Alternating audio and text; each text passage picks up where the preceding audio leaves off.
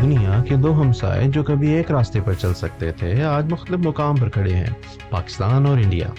دو ملک، دو سوچیں اور ایک کہانی جو آج بھی لکھی جا رہی ہے۔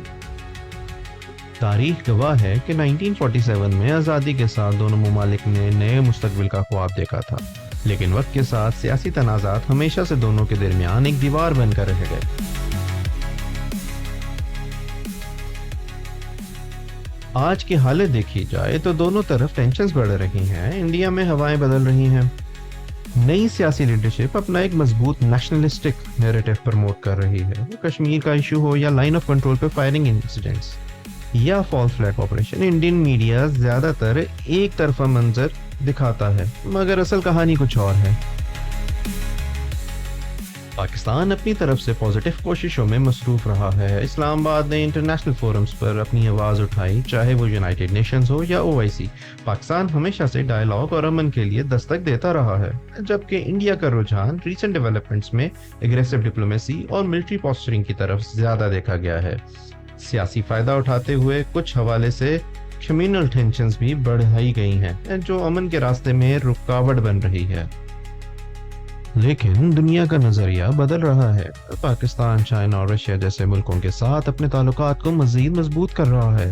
سی پیک ایک نیا دور کی شروعات ہے، جہاں سے پاکستان اپنے جیو اسٹریٹجک پوزیشن کا فائدہ اٹھا رہا ہے۔ یہ پروجیکٹس نہ صرف اکنامک ترقی کا ذریعہ بن رہے ہیں بلکہ ریجن میں اسٹیبلٹی کا پیغام بھی دیتے ہیں۔ انڈیا دوسری طرف اپنی اکنامک گروتھ کو ہائی لائٹ کرتا ہے، لیکن اندرونی مسائل جیسے کمیونل وائلنس، فارمرز پروٹیسٹ اور ریجنل سیپریٹسٹ موومنٹس جیسے ایشوز کو اگنور نہیں کیا جا سکتا۔ پروز اینڈ کونز کا اگر تجزیہ کریں، انڈیا کے لیے اکنامک مائٹ اور گلوبل الائنس جیسے کواد کے ذریعے فائدہ ہے، مگر اندرونی انریسٹ اور نیبرنگ کنٹریز جیسے نیپال، چائنا اور پاکستان کے ساتھ ٹینشنز بڑھا کے اپنی ریپوٹیشن کو نقصان پہنچا رہا ہے۔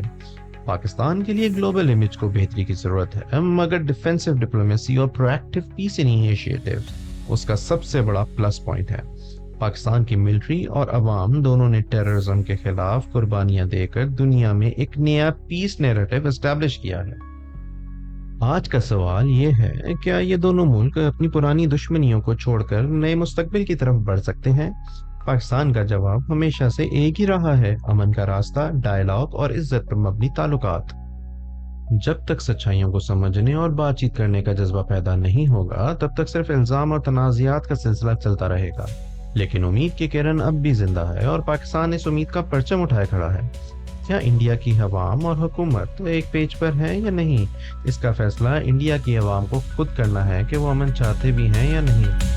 آج کی ویڈیو آپ کو کیسی لگی؟ Do let me know.